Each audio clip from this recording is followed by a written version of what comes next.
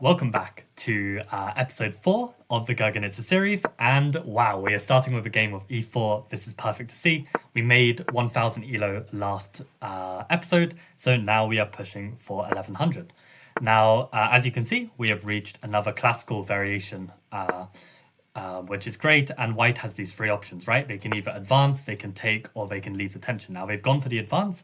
As we know from episode 1, we want to trade off our minor piece and then lock up the pawn chain. And here, there's no need to take immediately. We can wait for them to spend another tempo before taking. I have some regrets of not taking now, because then this bishop would have been a free piece. But in any case, not a big issue.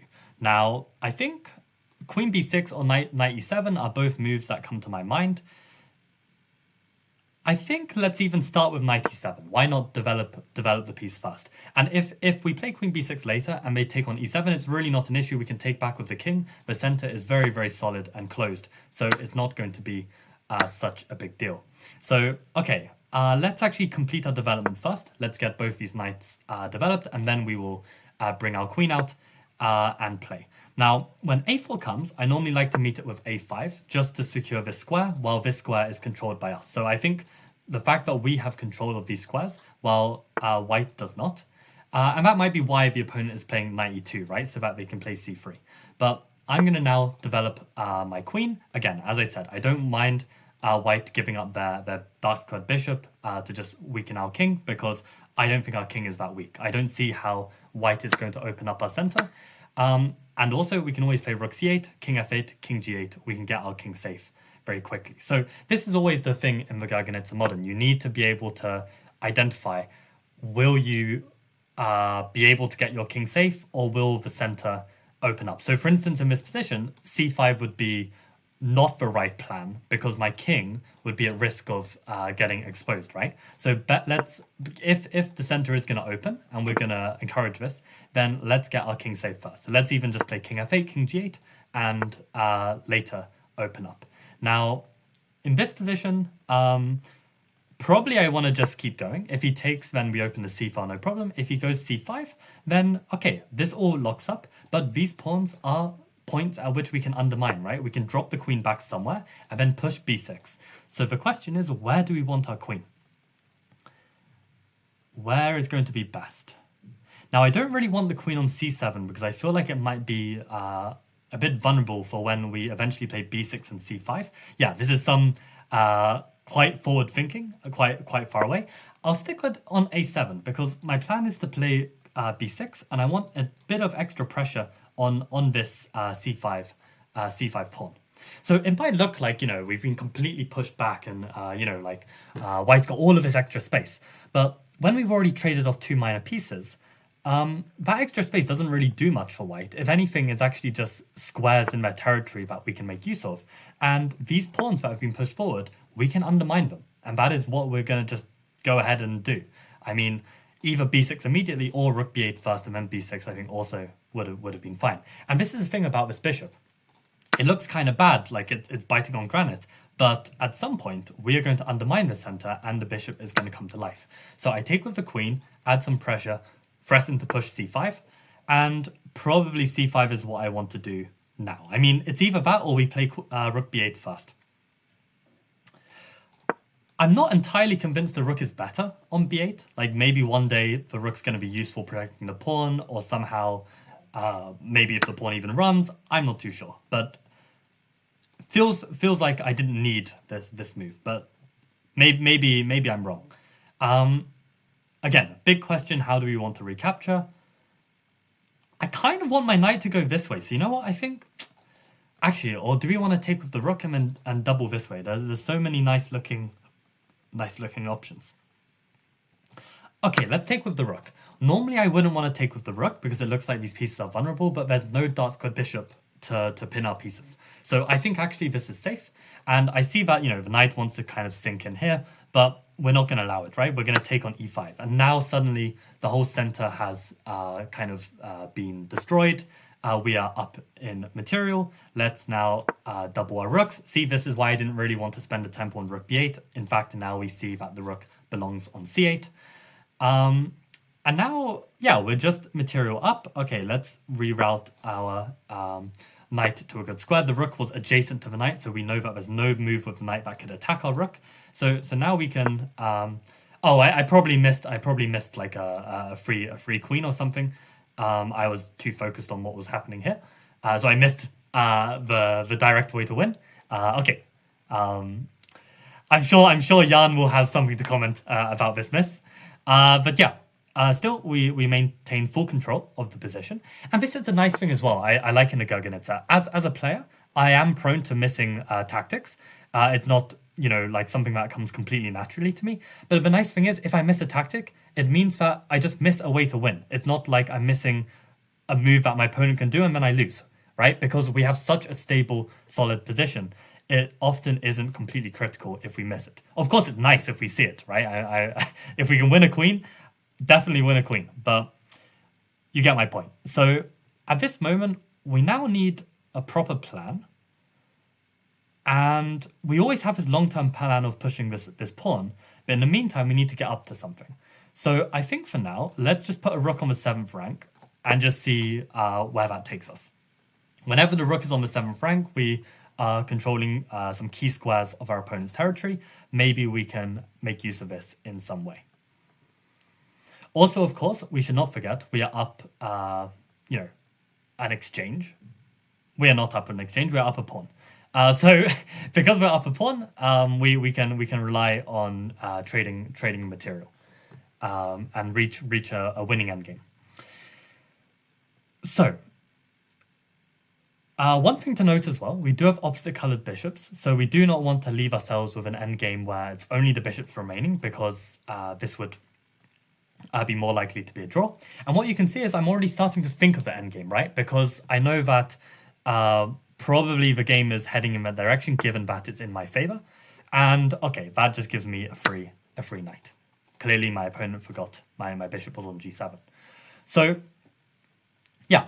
I think this was a very clean game. I hope this gave some ideas of where my head was at different stages. And this is what we love to see about the Gurgenidze. It's statically very strong. We give our opponent very little, and this is a pleasant type of game. And it's really criminal that, this opening isn't played by the masses. Okay, it's good for us because then people aren't going to be prepared against it. But when you see, all these beginners learning the Caro-Kann and stuff, it's the Caro-Kann is so much more critical and so much more dynamic and so much more difficult to get right. Whereas this was just clockwork. At least it felt like clockwork to me. And hopefully I conveyed that clockwork to you. So to summarize, let's just go through very quickly before we play another game. And how do I... Okay, there we go. Are we not going to be able to see the notation? Why did this just disappear? Okay, in any case, let's just have a look at the board. I guess you can't see the notation anyway on my overlay, so it's irrelevant. But okay, the point is that we got this advanced variation of the classical variation. We remember from a previous episode where we trade off the light square bishop and we cement the pawn structure. We now learn that it's not the end of the world if we get this trade. We can always get our king safe. The only thing we need to be careful of is, will the center open up very quickly? If it is, then we probably shouldn't allow this. If the center can't open quickly, then we can afford to play a move like queen b6. And given that I had some feeling that the center might try and open, I wanted to get my king safe. My opponent decided to lock it up. But this structure is actually a little bit overextended, and we can kind of bite on that overextension. And we have such a solid pawn structure to fall back on. They are going to be the one who is really having to play critically to not just completely collapse. And my opponent did not handle that, and we were able to break down this structure in quite nice fashion, all of our pieces working together. Okay, sometimes we miss tactics, but again, in the Gurgenidze,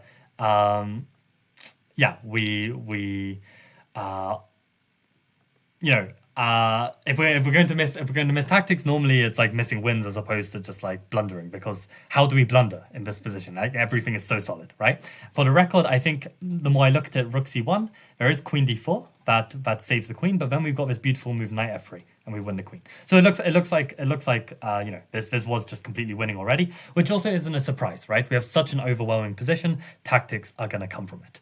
So yeah, very nice game. Let's play the next one.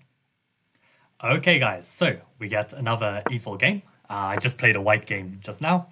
Okay, we start off with knight f3. This is pretty natural. Most players are just expecting e4, e5. And nevertheless, we transpose to our Gurgenidze main position. So let's see what fourth move white is going to play. Okay, so we get a bit of an interesting bishop e3 variation. Of course, we're going to continue with d5.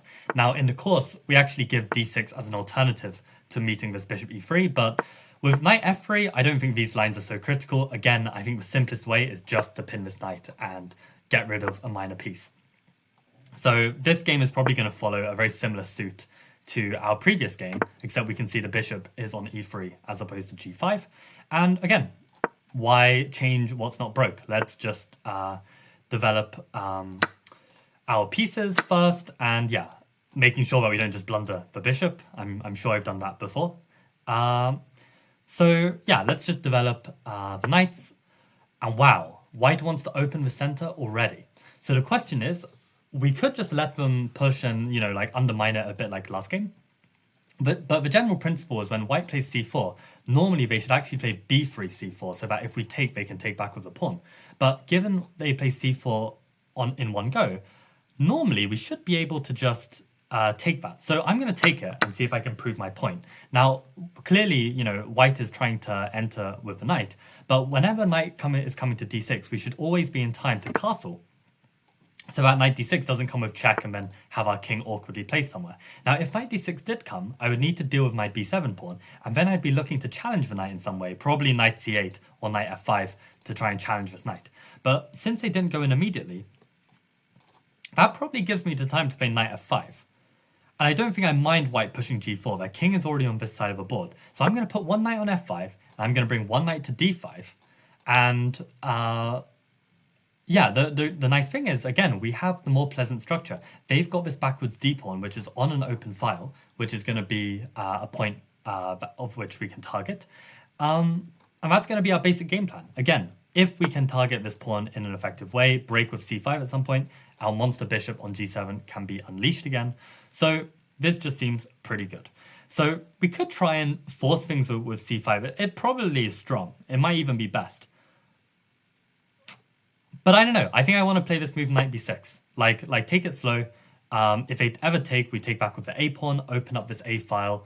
This is more of an idea that I've learned through c3 Venom, which is my other course on Chessable. But yeah, okay, they didn't take. For the reason why I'm not taking this bishop, by the way, is when they take back with the f pawn, they get this open f file, which is always a bit unpleasant. Like I found that we only really want to take this bishop if we can block this f file with another piece or something.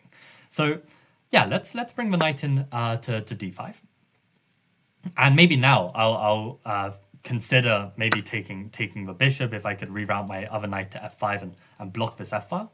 But okay, now we get this capture. It's either going to be queen takes or pawn takes. Pawn takes is definitely my instinct. I think let's go pawn takes. I mean, basically this structure is slightly weaker than this one. We're going to try and play against this d pawn, and we're going to try and take over on the c file. So my only quick question is whether queen b4 is annoying, if this is activating the queen, whether we should put the queen on b6 first. I don't know. Let's just take the open file. I think this makes most sense to me. Maybe now we want to go queen b6 or queen d7.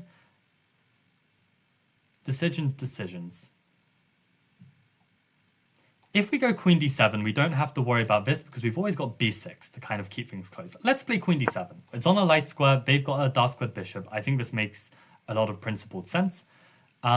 If they are trying to come into c5, we always have b6. This is why keeping our pawns back here is quite useful, because we don't know which pawn we're going to have to push until we need to, right? So now we can prevent the knight from getting active.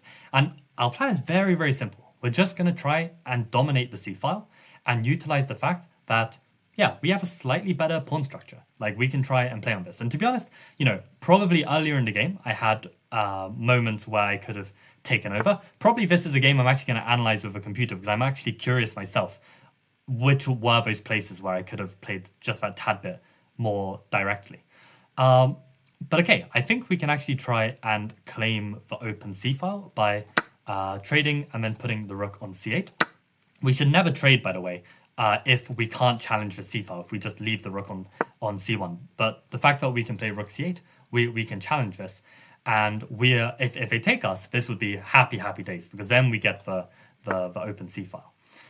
Now, since they've already lost a pair of rooks, I'm wondering if now is the moment to take and potentially damage their pawn structure a little bit. The question is, how damaged is it really? And they can always try and prepare this e4, although it's not going to be easy. Again, tough decision. Oh, am I just winning? If they take back, I win their rook, right? So if they take, they have to take me. I take back, then they take back, but then my queen is coming in. Kind of fancy that, you know? I think let's take it. And we, of course, hope that they just take back with the f-pawn. I mean, this is like a quite high-class move. Maybe at the 1000 rating, we're getting there. Let's go. Okay, these guys are sharp. So one important thing to note as well, there is no attack on our king. There are no checks, so we can actually quite happily come in. And wow, we even just get the pawn for free. I think we take that. We should also note that we're on 48 seconds, so we're going to have to speed up a bit. Queen and bishop are not the ideal tag team to go for mate. I would much prefer a queen and knight, but we will make do. So maybe I should have grabbed this pawn. Let's keep flushing this king out. And I don't think this king should survive. But where's the mate? Maybe h6 is the subtle move. Yeah, I'm probably missing a checkmate in one, but this will do, I think. I don't think this king is surviving. g4, I think it leads to mate. Let's give this check first. Another check, and then g5 is my plan. And probably they have to sack the queen.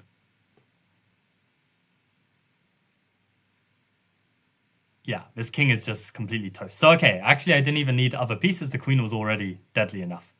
I mean, my opponent tried to play for the win and not, like, you know, keep the king on the back rank where it would allow a perpetual at the very least. So I think bringing the king closer towards my pawns, it was too risky, and they got burnt.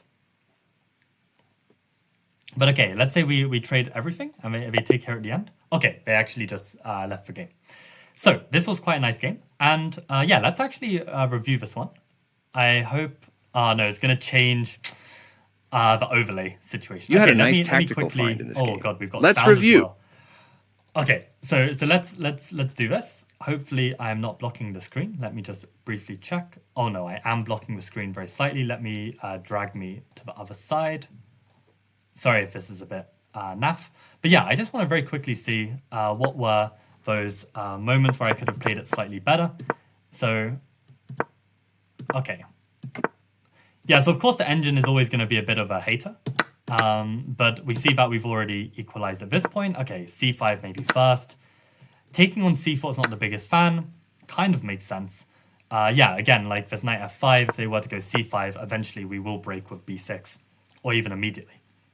So probably then, if they're not able to play c5, then we don't have to take immediately. What if they played b3? To strengthen this? Wow, okay. Suggesting that we even open up the center. Or we can get away with this move. Now, as I was saying, I'm not a big fan of when they open up the F file. But again, Engine says it's fine. Okay, for a very clear reason. We see that there's only one move that is minus 0.7 and the rest are minus 0.2. So the only reason is for a tactical reason, which is to do with the rook being hanging on A1. Like, I'm never going to see this. Okay, so that makes more sense why knight takes e3 is very strong. Otherwise, c5 is very strong. In general, my rule about this is if they can play c takes d5, we need a knight or a queen able to recapture, because we don't really want to allow like this structure to open up, right?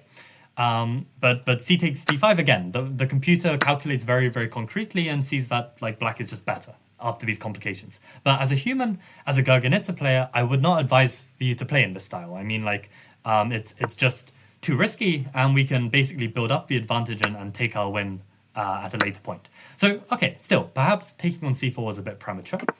but we castle. This is still all completely good. And queen d2 is apparently inaccurate. And yeah, this is what I was saying. c5 might be best move already. But again, it was just opening up the position in a way that basically would require more skill. And maybe it's like I kind of wanted a more like stable position to slowly grind out, just as a matter of preference. And I don't think knight b6 is like terrible either. You know, the margins are like minus 0.3. So I think, you know, this is actually something interesting to consider, that like, you know, you may understand a move that's objectively best, but you actually play against it because it doesn't suit your style of play or the kind of game that you want, right? So this is an interesting thing, but maybe it's, you know, a little bit high level. Like if we can just play good moves, we'll already take that, right? But okay, wow, taking on c4 is actually good. That's a very big surprise. I guess, again, it's linked to this c5 break, and if we can break it in a way that's favorable for us, fair enough. But again, knight d5, engine's not a big fan. Queen takes d5 is preferred, keep the pressure on the d file, and break with c5 eventually. Does make sense as well. Wasn't a fan of this, but it looks like only due to this move bishop g5. And they want to try and trade off my knight this way. Okay, I don't think it's that big of a deal, but yeah, fair enough. Okay, so they decide to go back. I take the c file, and yeah, this all seemed very good. And then we took over like this. Okay, gives me inaccuracy, fine. Yeah, and then this was the moment where, yeah, we got the sequence. I come in with the queen, and wow, the king is actually just too weak. Like even king f2, I guess there's a way I can somehow pick up some material or something. Yeah, I can start winning pawns, and apparently that's already enough to have a winning advantage. Because I guess I've got a very strong structure. We're heading into an endgame. I'm going to be material up. The king is still weak. Yeah, I can kind of believe this. But yeah, once king g2 was played, then it was just a matter of chasing this king. Probably in hindsight, they wish that they'd gone to g1. Although, you know, I am still bringing in this bishop. And this is going to be nasty.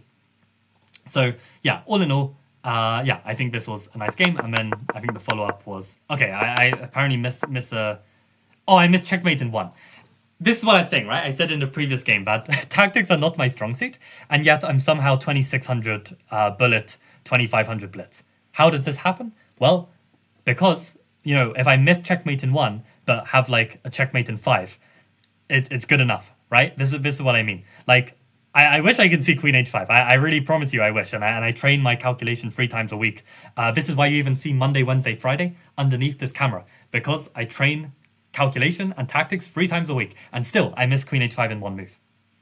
But what can you do? I mean, there's only so much you can do, and all you can do is actually tailor the game in a way where these kind of flaws in your chess don't hinder your overall strength, right? If you minimize your flaws, even if they're there, you know, it doesn't matter, right?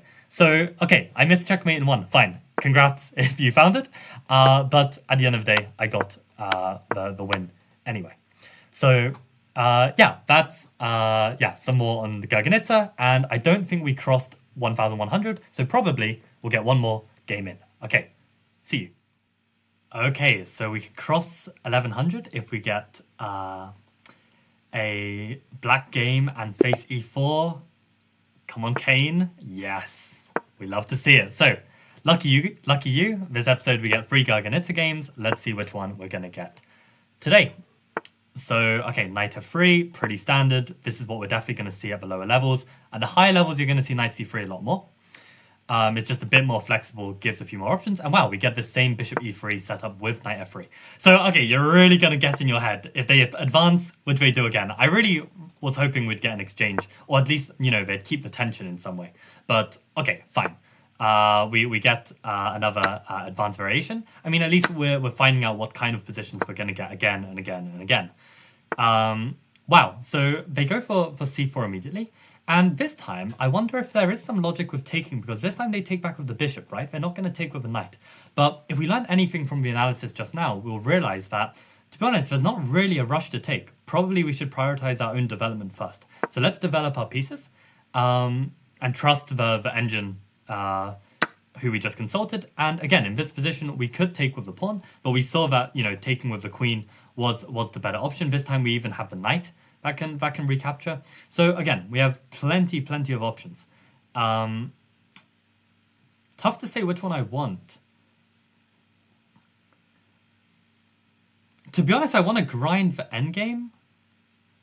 And I feel like queen takes d5 allows that, right? If they play knight c3, I can just trade and weaken their structure even further. If they take me, again, I have a really tough choice. Like, and the thing is, when I say tough choice, it's like, you know, do I want to eat, like, I don't know, cake or ice cream? It's like, you know, it's like both options are good. It's just which one do I prefer, right? Which one do I prefer? To take with the c-pawn or to take with the knight? I mean, both are just good. Both are just good, but which one do I prefer? Okay, let's take with the knight. Let's trust the engine that, you know, keeping this open d-file is slightly better. I mean, yeah, like I completely believe this is good. Now we do have an option to trade some material here, and I am wondering what imbalances do we actually want, or do we want any imbalances altogether? I mean, maybe we just want to allow this capture.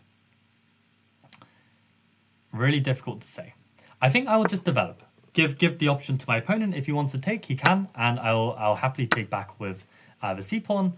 And okay, we have this slightly imbalanced position. I'm going to encourage them to trade. Okay, fine with that. They had the bishop pair. Maybe they could have utilized that, but no. So okay, c-file again is the most important thing in this position, and we want to try and fight for it. Now this is actually going to be a prime example if I can prove that the bishop endgame is going to be winning. Because they've got the weaker pawn structure on the dark squares. We've got all of our pawns on the light squares. We should have the easier time. We also have the slightly more active king than theirs. I think that we have access to the queen side. And this is the thing. In endgames, you need to have a priority of what pieces to move. And you basically activate the pieces in order of their strength. Now, in an endgame where the king is going to be an active piece, we can consider this king to be 4 points. So the king is worth 4 points, the bishop is worth 3 points, and the pawns are worth 1 point. So which piece to activate first? The king. And where do we activate the king? On the light squares. We do not touch the dark squares when we're playing against a dark squared bishop. This is called technique. So we activate the king as active as we can do it, then we will activate the bishop, then we activate the pawns, and then we will win. If the opponent keeps pushing pawns, he will lose. Okay, so again, he's not moving his king. This is a prime example. So we activate the king, and he's going to collapse because I'm playing with an extra 4-point piece. Now, this is a very clever move, trying to restrict my king. Yeah, if he's not going to activate his own, he better do that at least. But now, we can activate our bishop and find a way in. Although, let's be careful of tactics. a4, I might actually blunder my bishop. So it's very important in the endgame as well. You are sharp tactically because what you've got to realize, the position is open, the king is exposed. So there are going to be more tactics. Now, can we do this in a slightly different manner? How about let's try bishop a3, right? The king is activated as far as it could possibly activate. Next, we activate the bishop.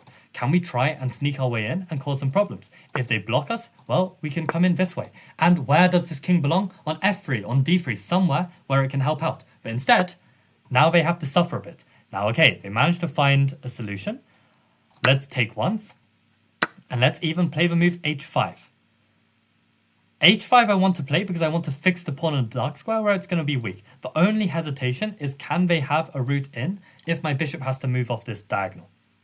That's the only concern. We can also win a pawn in this position. The problem is our structure becomes very, very bad. I'm not sure if it's worth it. Decisions.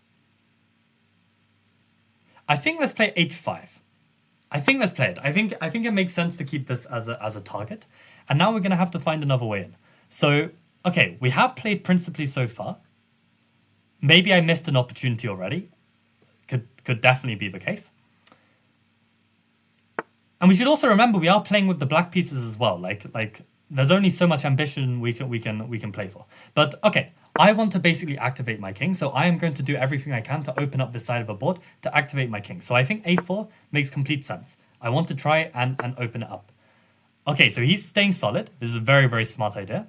Now we need to make sure that we don't lose this bishop. Now I actually want him to attack my bishop because then I might be able to do this. So what can I play to try and provoke this? Okay, let's take. And let's play the player. Let's play b6 here. Let's hope that he plays king d1. Yes, we got it. So now we're actually going to pick up this pawn, hopefully. Okay, he messed up. He's got 2 minutes 47 on the clock. I'm the one who should be playing faster. He's the one who shouldn't be blundering. So we managed to provoke this weakness and then even win it. Our king is completely safe on a light square. This pawn is keeping this bishop shut out. All of our remaining pawns are on light square, so they're safe. Okay, let's add some more pressure and let's try and push this pawn.